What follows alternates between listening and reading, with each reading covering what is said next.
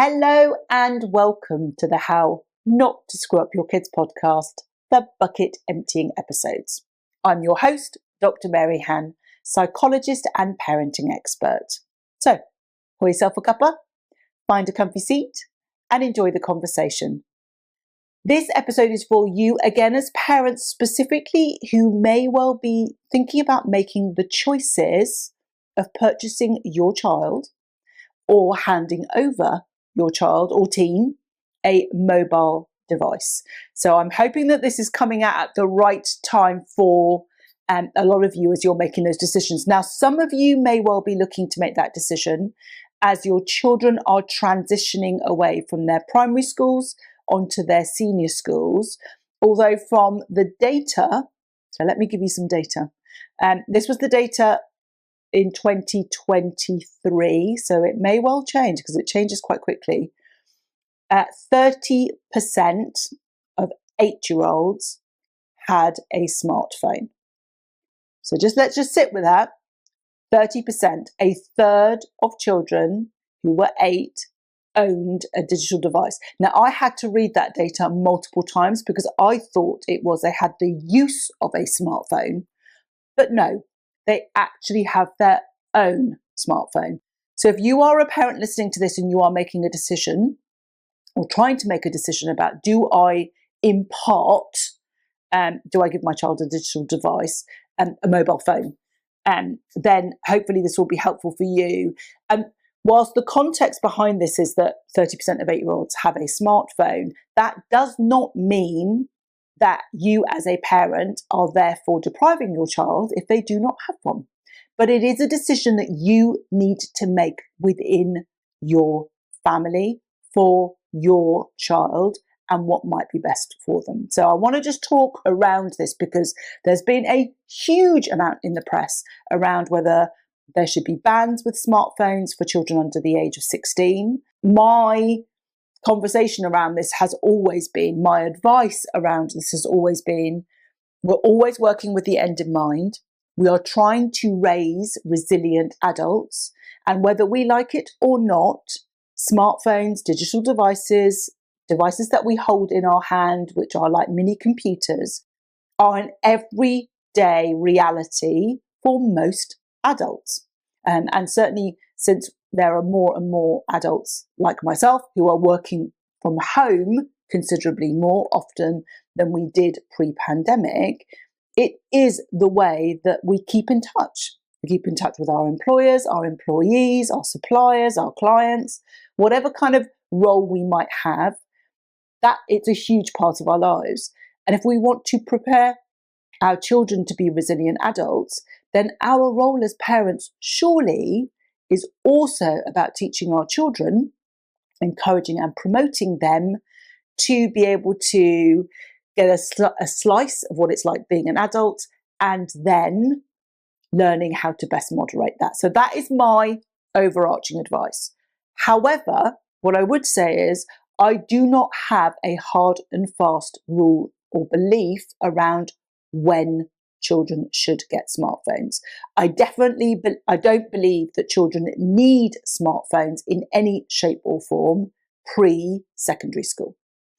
And I'll tell you the reason why I say that is because what we cultivate in those early years is what we will reap back.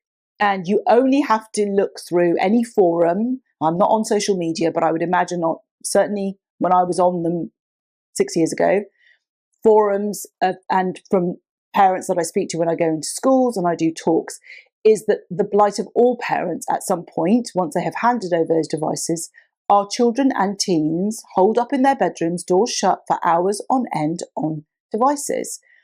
And so those early formative years where friendships are formed, where curiosity is established around novelty and learning and a real connection to their outside environment is so crucial that if we are giving our children smartphones before that, they are when they're in these formative years, we're already beginning to diminish their likelihood of interacting with their environment in a physical way. So we really want to encourage that. And that's why I would not recommend a smartphone for a child that is in primary school. So before year 7 is my general view. And so I know there'll be a lot of you listening to this who have got children who are transitioning. They're currently in year 6 or they're finishing their current primary school before they transition onto the next school. And you probably have already had pressure to get them a smartphone. It may well be that they already have one. It may well be that 3/4 of their year group already has one. And in some cases, it seems to be not a year 6 transition, but even a year 5 transition. That's my view. Fundamentally, you have to make a decision for your family. And I've explained the reasons why I think that is the case. I do advocate for smartphones not to be available during school time. I don't think school is an environment where our children and teens need to be on smartphones. They're at school to learn, and they don't need their personal smartphones in order to do that. Schools may well use digital tech and devices as part of their teaching principles.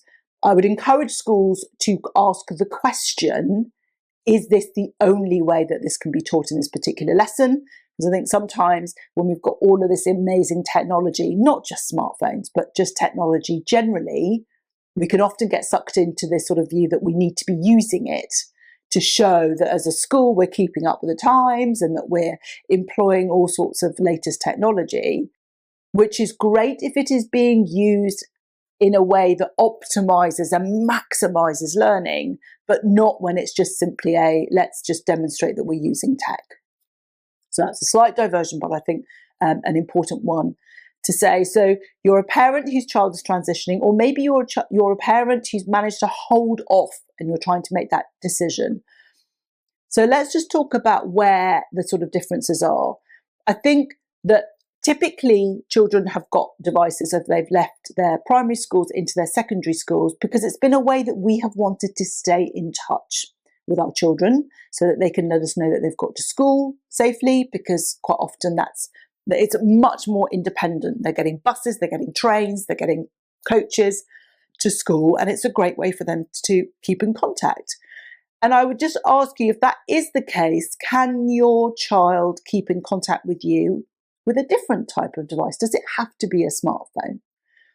Because I think what generally drives it initially for us as parents is this being able to keep in touch with our children. But what accelerates it is often this narrative that we get from our children that they need to be on multiple different platforms, whether that's Snapchat, whether that's WhatsApp, whether that's various different social platforms. And let's be honest, because I'm always going to be honest with you, there are age limits for these of 13, but we know the reality is that there are 7-year-olds on TikTok and 8-year-olds on WhatsApp and a whole host of, and Snapchat and other things. So those guidelines are being adhered to by very few people, is what I would say. And either that's an intentional thing that we've made a decision as parents that, okay, you can have it, or it's being done in secret by your children who are setting up accounts and then circumnavigating our measures in order to hide it. So I think you have to be asking yourself the question, is my child emotionally and developmentally ready for what I am going to hand over to them? Whether that's a smartphone or whether that's an old-fashioned sort of what we call a brick phone. And I think those are the questions that we need to ask. And if we feel that they are not, but we really want them because we're concerned that they'll be left out, maybe, everybody has got one, although that isn't actually ever the case, as we know, then our task is not, in my view, to buy the smartphone and then educate them.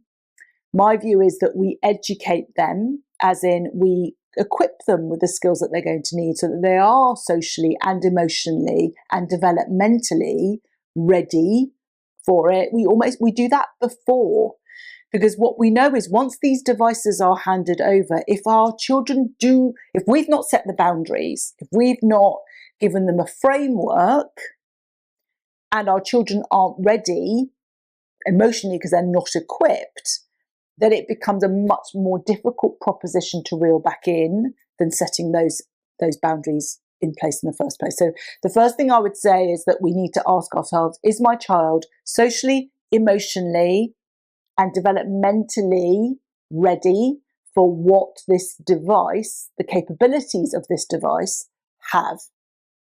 And if the answer is no, then we equip them and then we buy the device. If the answer is yes, then move on to the next step. And the next step for me is about communicating boundaries. And as you know, I'm a big fan of using with age comes privilege, and with privilege comes responsibility. We have to remember as parents, I know that your children are going to say that everybody's got a phone and why can't I, and I should have one. And they probably don't necessarily see a smartphone as a privilege or any tech device as a privilege. But in your family, you want to communicate that it is, because you're making the choice for your children to have it. So it is a privilege, and with that privilege comes responsibility.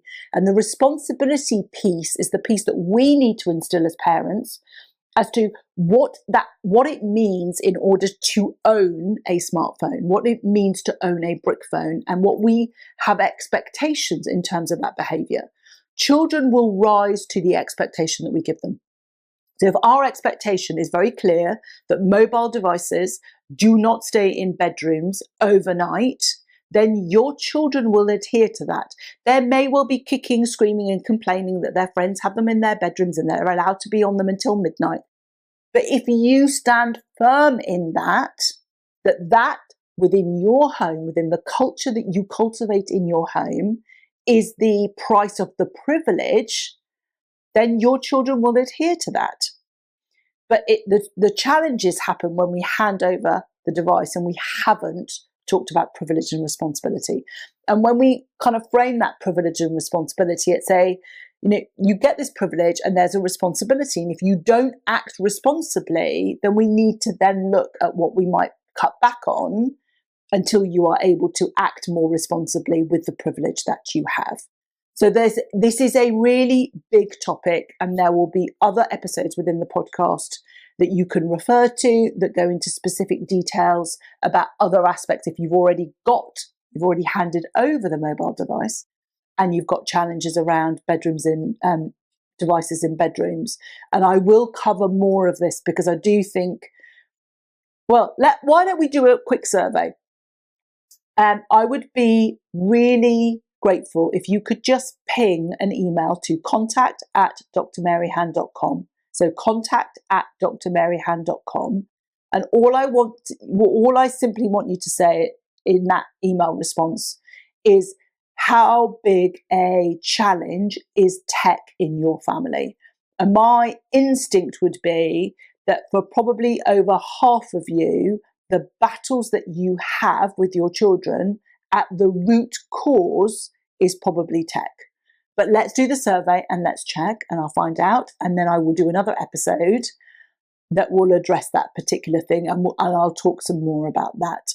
But I hope that this at least gives you a bit of an understanding at the beginnings of your journey of what you may or may not choose to do about whether you choose to get your child a device and what that device might be. And that will sort of help you along that journey. If you have found this episode helpful, then as always, I would be eternally grateful if you could share it with people that you know may well be going through a similar struggle, whether that's friends, whether that's colleagues, neighbours, or your extended family. And by sharing, rating, and reviewing this podcast, others can find us and we can spread the love. So until next time.